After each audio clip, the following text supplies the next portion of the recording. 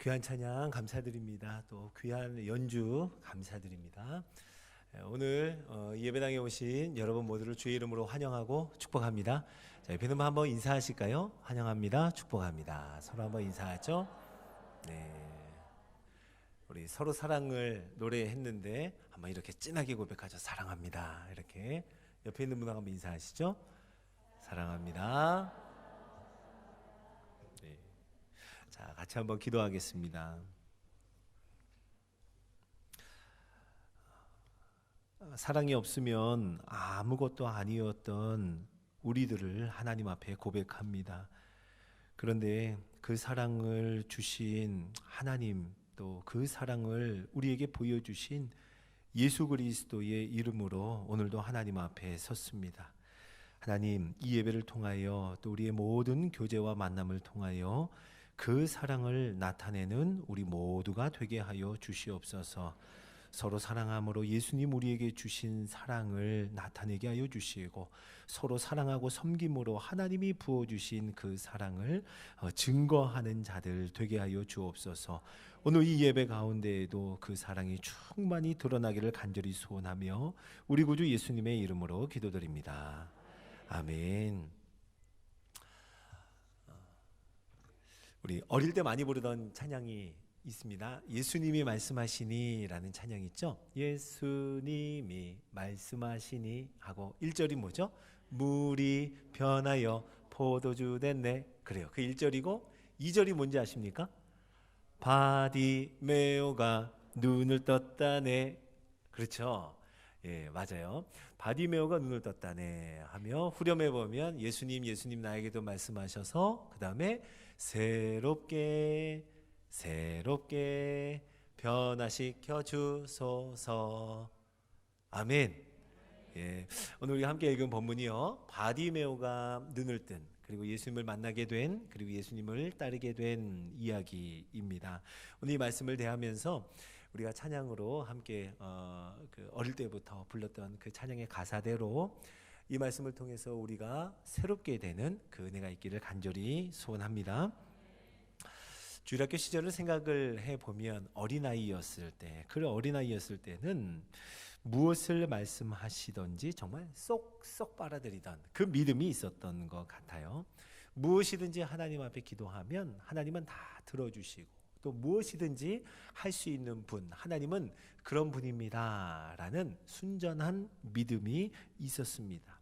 자, 그런데 조금씩 나이가 들어가며 또 우리의 경험이 조금씩 많아지기 시작하면서 뭘 이런 것까지 기도해 하며 사소한 것들은 그냥 우리가 알아서 하고, 또 내가 어려워하는 것은 마치 하나님도 어려운 양, 하나님에게도 어려운 일인 양 안 될 만한 것들도 하나님 앞에 구하지 않기 시작했던 것 같습니다. 그러다가 사소한 것도 빼고 어려운 일도 제거해버리고 그저 구할 만한 것만 구하고 기도할 만한 것만 기도하는 것이 남아있는 우리들의 모습은 아닌가 하는 생각을 해봐요.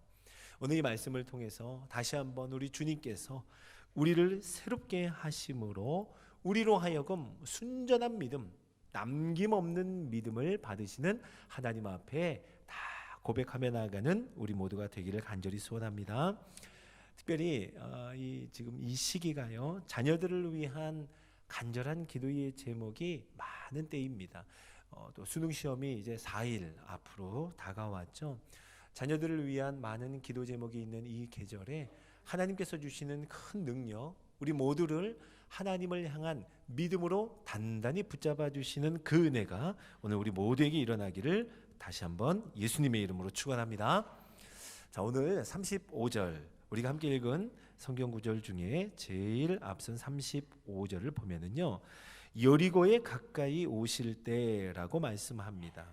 예수님께서 여리고에 가까이 오신다. 이것은 지금 예수님의 마지막 여정을 우리에게 보여주고 있습니다.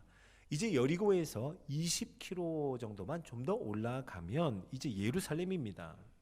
예루살렘으로 올라가시면 곧 붙잡히게 될 것이고, 그리고 죽음을 당하고 십자가를 지게 될 것이죠. 이제 지상에서의 사역이 모두 다 끝나가는 시점입니다. 십자가를 한 일주일 혹은 한 열흘 정도 앞두고 있는 때에 오늘 우리가 함께 그 사건을 보고 있습니다. 한순간 한순간 또 한날 한날이 너무너무 소중하고 정말 얼마 남지 않은 이때, 정말 절체절명의 순간에 예수님은 오늘 한 맹인과의 만남을 갖습니다. 우리 눈으로 보기에는 그렇게 중요해 보이지도 않아요. 한 맹인과의 만남이 그렇게 시급한 문제로 보이지도 않습니다. 효과적으로 따지거나 또는 손익을 따져보아도 예루살렘의 그 중대한 일을 앞두고, 그리고 그것이 얼마 남지 않은 이때라면 꼭 이 맹인을 만나야 할까? 경제적인 원리로도 맞지 않아 보여요. 그런데 예수님에게는 이 맹인과의 만남이 너무너무 중요했습니다. 바로 그것이 하나님 나라의 일이고, 우리가 생각하는 이 세상의 일과는 다른 하나님 나라의 법칙인 줄로 믿으시기 바랍니다. 맞아요. 예수님에게는 이 맹인을 만나는 것이 너무 중요했어요. 우리에게도 예수님은 그렇게 대해 주십니다. 여러분, 밑빠진 독에 물 붓기라는 말이 있죠. 참 어리석은 행동을 의미하기도 하고, 해도 이것은 참 허무한 일이다 라는 것을 이야기할 때 밑빠진 독에 물 붓기라고 말하죠. 그런데요, 저와 여러분이 바로 밑빠진 독과 같은 인생이고, 저와 여러분이 해도 끝이 없는 밑빠진 독과 같은 영혼인 줄로 고백할 수 있기를 바랍니다. 그런데 우리에게 어떻게 해주셨어요? 밑빠진 독과 같은 우리에게 지금도 한없이 부어주시는 분이 그분이세요. 그리고 끊임없이 우리에게 부어주시고 또 물을 부어주시는 분, 바로 그분이 예수님인 줄로 믿습니다. 자, 예수님에게 얼마 남지 않은 그 중요한 시점에 여리고에 가까이 오실 때 거기에 누가 있었다 해요? 한 맹인이 길가에 앉아 구걸하다가 라고 기록합니다.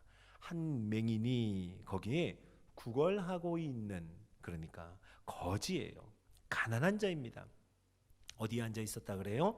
길가에, 사람들이 지나다니는 길가, 그러니까 끄트머리, 저 끄트머리에 있는 인생이었습니다. 가족도 돈도 어떤 소망도 없는 형편을 이렇게 한 맹인이 길가에 앉아 구걸하다가 라고 하는 이 구절로 우리에게 설명해 주고 있어요. 자, 그가요 무리의 지나감을 듣습니다. 앞을 못 보면 청력이 굉장히 발달했다 그래요. 보통 그렇습니다. 자, 그 청각을 가지고 무언가 심상치 않은 일이 주변에서 일어나고 있는 것을 듣습니다. 자, 무슨 일이냐고 묻죠. 그러니까 사람들이 이렇게 대답해요. 나사렛 예수께서 지나가신다. 나사렛 예수께서. 예수라는 이름이 그 당시에는 참 많이 사용되는 이름이었습니다. 그 중에서 우리 예수님을 표현할 때 사람들은 나사렛 동네에서 난 예수, 나사렛 예수다라고 구분하여 부르기 시작한 이름이 나사렛 예수였습니다. 지금 예수님을 따라 많은 사람들이 운집해 있고 함께 거닐고 있는데 그저 예수님을 나사렛 예수로만 아는 무리들이었다는 거예요. 그분이 유명하기는 했지만 많은 소문으로 모든 사람들이 아는 분이었지만 무리에게는 여전히 나사렛 예수였습니다. 그런데 누구냐라고 맹인이 물었을 때 무리들이 나사렛 예수가 지나가신다. 이 소경은요 가만히 있을 수가 없었습니다. 그리고 그가 외치기를 다윗의 자손 예수여 라고 부릅니다. 다윗의 자손 예수여. 늘 길의 가장자리에 있던 사람, 사람들로부터 소외되어서 있는지 없는지 몰랐던 그 사람, 끄트머리에 있었던 그 사람이 오고 가는 많은 이야기들을 들었을 때 그의 귀에 쏙 들어온 이야기가 있었습니다. 온통 그의 관심을 사로잡는 이야기가 있었는데 그것은 옛날부터 전해 내려오는 어떤 한 사람에 대한 이야기예요. 선지자들을 통하여 말씀하신 구원의 주가 올 것이고 메시아가 올 것인데 다윗의 자손으로 오실 그분이 오면 가난한 자에게는 복음을 전하고 눈먼 자에게는 눈을 뜨게 하고 포로된 자에게는 자유함을 얻게 하실 거라, 이 말씀을 들었던 거예요.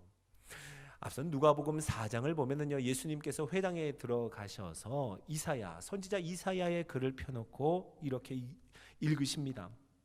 주의 성령이 내게 임하셨으니 이는 가난한 자에게 복음을 전하게 하시려고 내게 기름을 부으시고 나를 보내사 포로된 자에게 자유를, 눈먼 자에게 다시 보게 함을 전파하며 눌린 자를 자유케 하고 주의 은혜의 해를 전파하려고 왔다. 이 말씀이 이제 너희 귀에 응하였느니라. 예수님으로 말미암아 이루어졌느니라라고 말씀하셨어요. 그런데 이 맹인이 소문을 들었는데요, 세례 요한과 세례 요한의 제자들이 예수님을 찾아가서 이렇게 묻고 예수님은 이렇게 대답했다라고 하는 소문을 듣습니다. 이것이 누가복음 7장 20절에서 22절에 나오는데요, 한번 이 말씀을 같이 볼까요? 자, 20절 제가 읽고 여러분이 21절을 읽고요, 22절은 같이 읽어요. 그들이 예수께 나아가 이르되 세례 요한이 우리를 보내어 당신께 여쭤보라고 하기를 오실 그이가 당신이오니이까 우리가 다른 이를 기다리오리이까 하더이다 하니,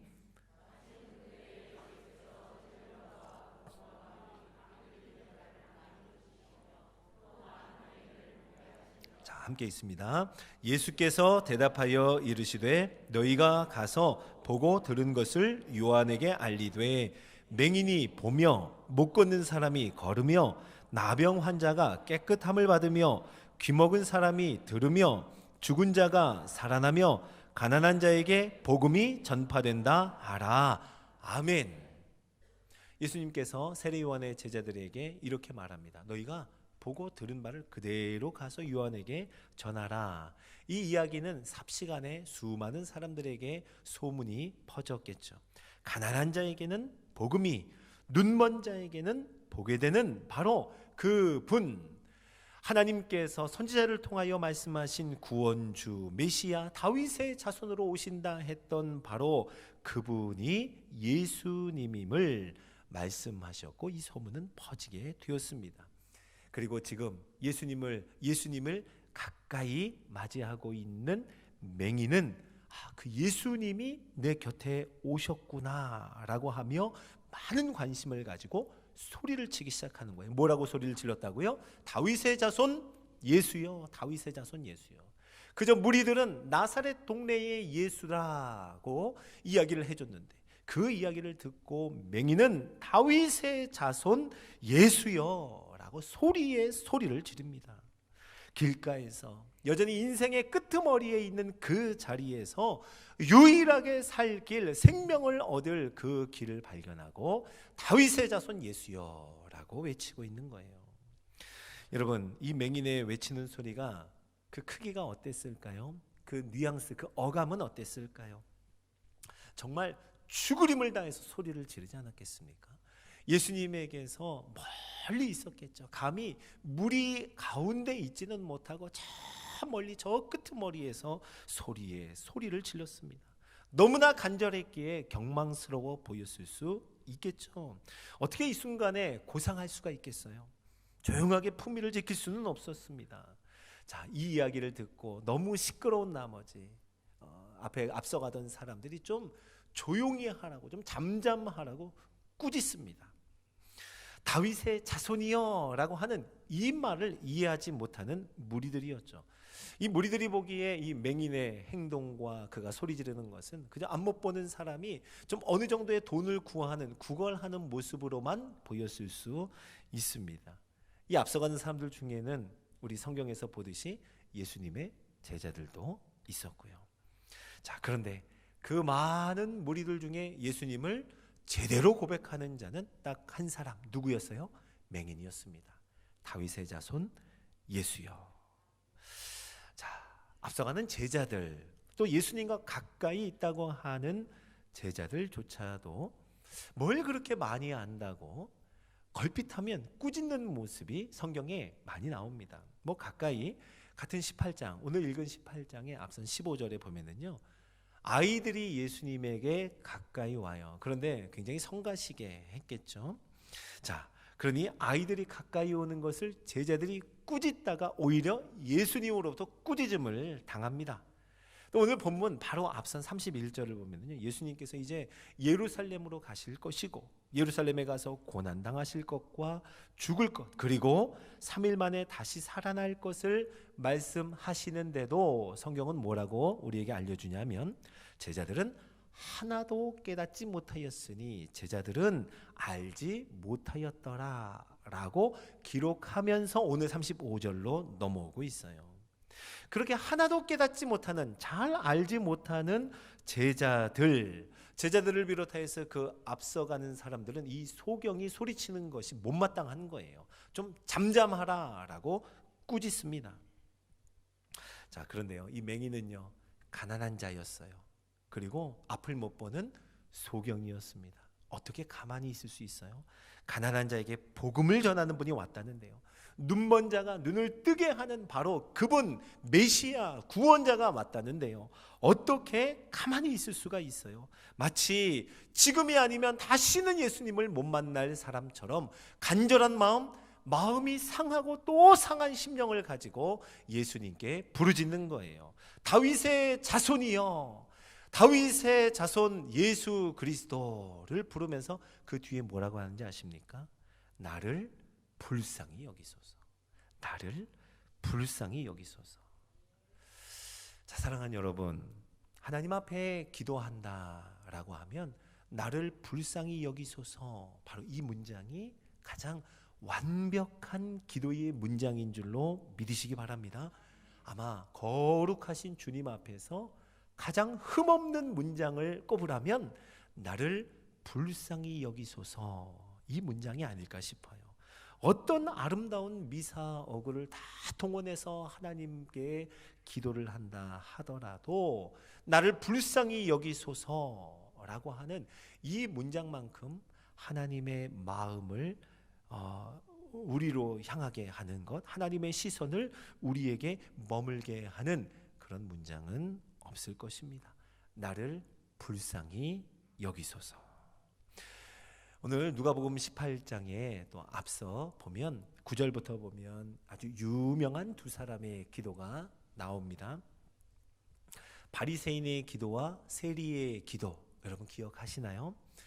두 사람이 성전에 올라가서 기도합니다. 바리새인은 이렇게 기도하죠. 저 세리와 같지 않음을 감사하나이다. 나는 이것도 하고 나는 저것도 합니다 라고 하며 하나님 앞에 자신이 한 것을 계속 늘어놓습니다. 그런데요, 세리는 어떤 기도를 하죠? 감히 하늘을 우러러 쳐다보지도 못하고 다만 가슴을 치면서 딱 두 마디를 합니다. 주님, 나를 불쌍히 여기소서. 나는 죄인입니다 라고 기도해요.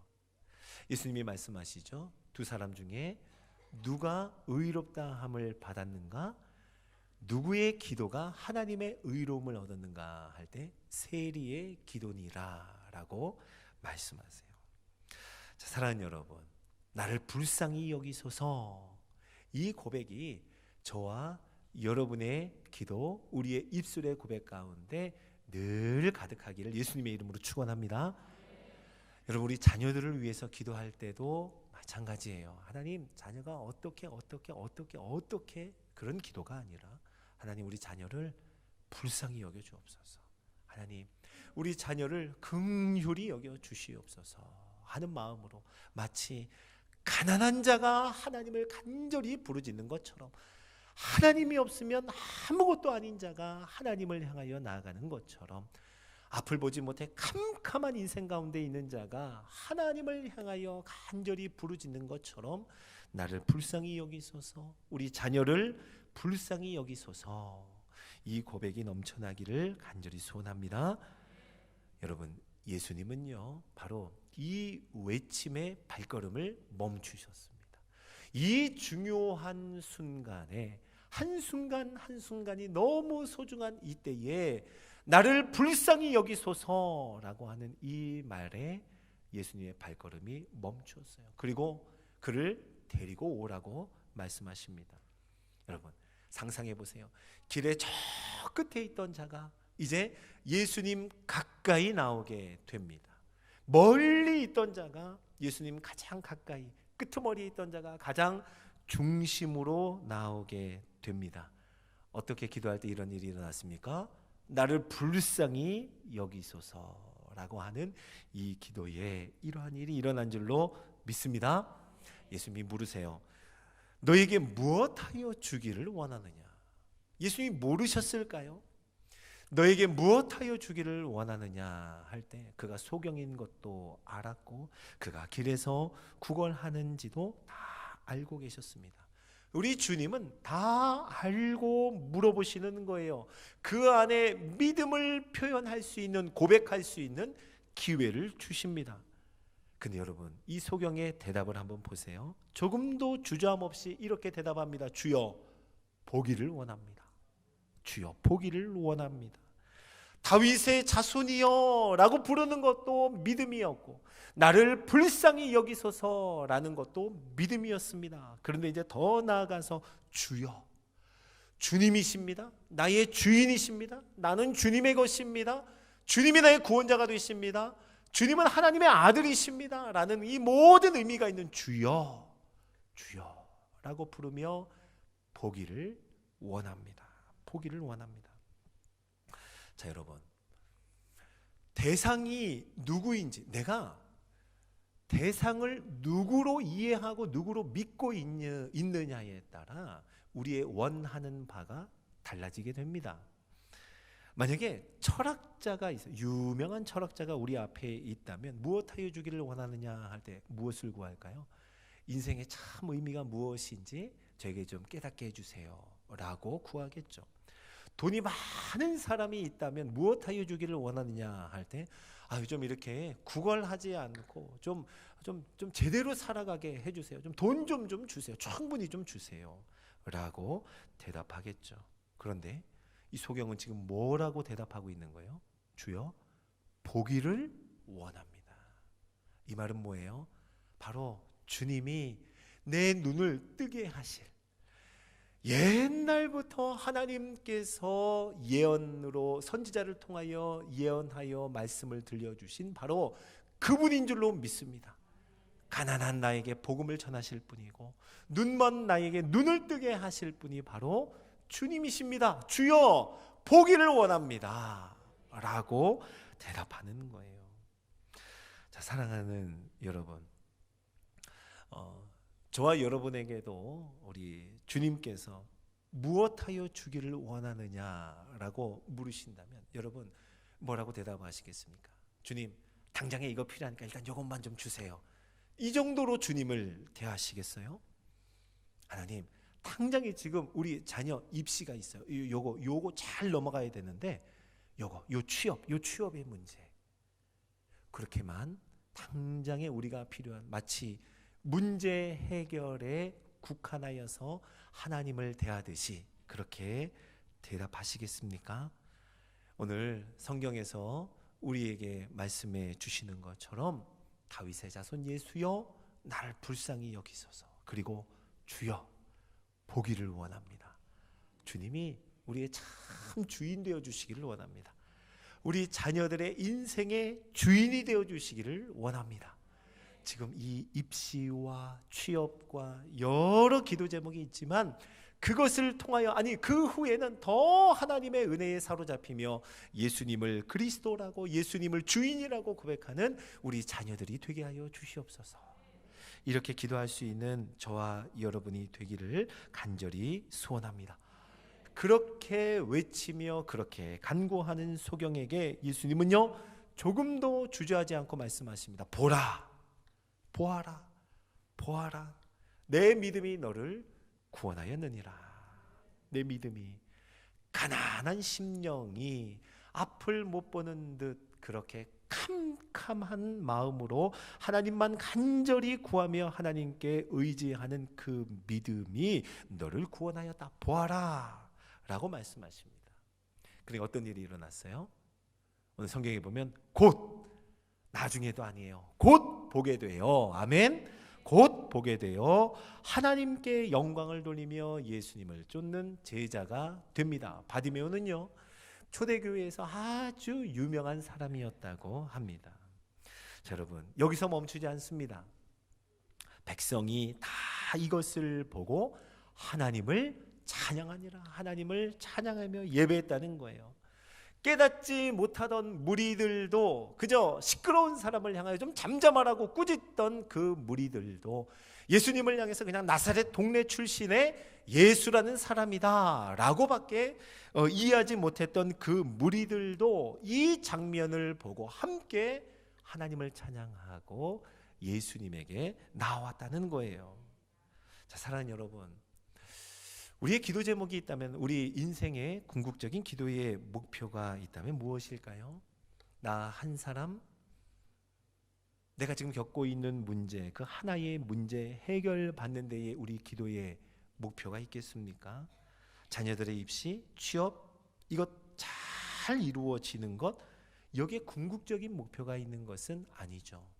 그 모든 것을 포함하여서 하나님 앞에 나아갈 때, 주님, 우리의 삶 가운데 또 우리의 삶을 통하여 하나님이 우리에게 주시는 그 능력과 가난한 자에게 베푸시는 복음, 나에게서만 머무는 것이 아니라 이것이 흐르고 흘러 나를 통하여, 우리 자녀들을 통하여 많은 사람들에게 흘러가 생명의 역사가 일어나게 하고 하나님을 보여주고 예수 그리스도를 나타내는 인생이 되게 하여 주시옵소서. 이것이 우리의 기도 제목이 되어야 할 것입니다. 여러분, 거기에 있었던 많은 사람들, 그 무리들의 변화를 보세요. 처음에는 호기심과 그냥 관심을 가지고 모였던 사람들이 이제는 하나님을 찬양하고 있는 거예요. 가난하고 눈이 먼 아주 불쌍히 여기는 사람들에게 천대받았던 그 한 사람으로 인하여 오히려 많은 교육을 받았고 소위 지도자라고 여김을 받았던 그들에게 구원의 은혜가 흘러가는 역사가 일어났다는 거예요. 오늘 누가복음 18장에 보면 많은 이야기들이 앞서서 나오고 있습니다. 그런데 하나님 나라의 일은 이와 같다라고 그 하나님 나라의 일을 보여주기를 그냥 연약하게만 보였던, 성가시게 보았던 어린아이들이 오히려 하나님의 나라에 가깝다라고 말씀하시고요.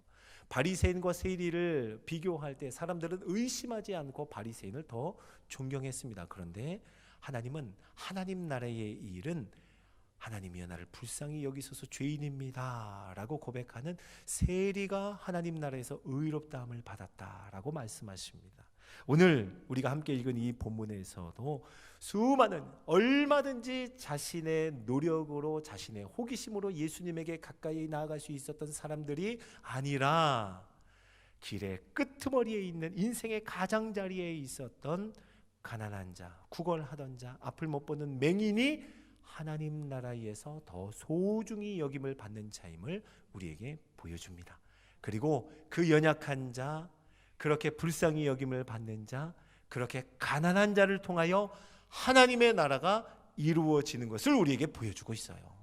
자, 사랑하는 우리 반월교회 성도 여러분, 우리가 또 반월교회가 또 우리의 모든 자녀들이 하나님 나라를 보여주고 하나님 나라의 주인공이 되고, 마치 오늘 누가복음 18장에 나오는 어린아이와 같이, 세리와 같이 불쌍히 여겨달라고, 그리고 맹인과 같이 하나님 불쌍히 여겨 주시옵소서, 내가 보기를 원합니다 라고 고백하며 간절한 마음으로 나아가는 우리 모두가 되어서 하나님을 보여주고 하나님 나라가 우리를 통하여 확장되는 놀라운 일이 일어나기를 예수님의 이름으로 축원합니다. 아멘, 아멘. 자, 우리 같이 한번 오늘 말씀을 기억하면서 기도하기를 원해요. 함께 기도할 때 하나님, 우리를 불쌍히 여겨 주시옵소서. 그리고 다윗의 자손 예수여 라고 고백하는 참된 고백과 그 믿음의 고백이, 찬양이 우리 입술에서 끊어지지 않게 하여 주시옵소서. 주님, 불쌍히 여겨 주옵소서. 우리 자녀들을 불쌍히 여겨 주옵소서. 하나님, 반월교회를 불쌍히 여겨 주옵소서. 우리 주님의 이름을 짓고 기도하겠습니다. 주여! 하나님 아버지, 구하오니 불쌍히 여겨 주시옵소서. 주여, 나를 불쌍히 여겨 주옵소서. 주여, 우리 자녀들을 불쌍히 여겨 주시옵소서. 주여, 우리 교회를 불쌍히 여겨 주시옵소서. 하나님 아버지, 전능하신 하나님 손에 붙들 붙들림을 받는 이 아름다운 고백이 우리의 영혼 가운데 멈추지 않고 언제나 하나님을 향하여 고백되어지게 하여 주시옵소서. 자녀들을 위하여 기도할 때도 주여 우리 자녀들을 누구누구를 불쌍히 여겨 주셔서 하나님, 주님이 아니면 소망이 없습니다. 하나님이 붙들어 주시지 않으면 아무것도 할 수 없습니다. 우리는 주님이 아니면 아무것도 아닙니다 라고 고백하는 가난한 자의 심령을 우리 가운데 회복시켜 주시고, 앞을 못 보는 캄캄한 인생이었던 것을 깊이 고백하게 하여 주셔서 예수 그리스도로 말미암아 하나님 앞에 나아갈 수 있었음을, 예수님의 사랑으로 말미암아 하나님의 사랑에 닿을 수 있었음을 고백하며, 오늘도 나를 불쌍히 여겨 주옵소서, 주여 불쌍히 여겨 주옵소서 고백하고 또 고백하며 하나님 앞에 나아가는 우리 모든 가정, 모든 자녀, 반월교회의 온 성도들 되게 하여 주시옵소서. 그리할 때 우리를 통하여 역사하시는 주님의 은혜를 보게 하여 주시고, 그리할 때에 하나님 우리를 통하여서 많은 사람들이 하나님을 찬양하며 하나님을 높이는 데까지 이르는 우리 모든 성도들의 범사가 되게 하여 주시옵소서. 사랑하는 주님, 은혜와 사랑을 감사드립니다. 오늘도 우리를 말씀 앞에 세워주시고 어느덧 높아져 있는 우리의 마음을 다시 한번 말씀으로 낮추어 주시고, 소경과 같은 마음으로 하나님을 향하여 다윗의 자손 예수여 나를 불쌍히 여기소서 고백하게 하시니 감사를 드립니다. 하나님 아버지, 주님이 없으면 아무것도 아닌 사람임을 고백하며 나를 불쌍히 여기소서 외치는 우리가 되게 하여 주옵소서. 주님의 사랑이 아니면 아무것도 아니었음을, 전혀 소망이 없었음을 고백하는 나를 불쌍히 여기소서 외치고 또 외치는 우리가 되게 하여 주시옵소서. 그렇게 주님을 인정하고 믿음으로 달려나갈 때에 우리를 통하여 많은 사람들이 함께 하나님을 찬양하는 놀라운 하나님의 나라의 일에 쓰임받게 하여 주옵소서. 그런 가정, 그런 성도, 그러한 자녀들 우리 반월교회 되게 하여 주옵소서. 감사하며 우리 구주 예수님의 이름으로 기도드립니다. 아멘.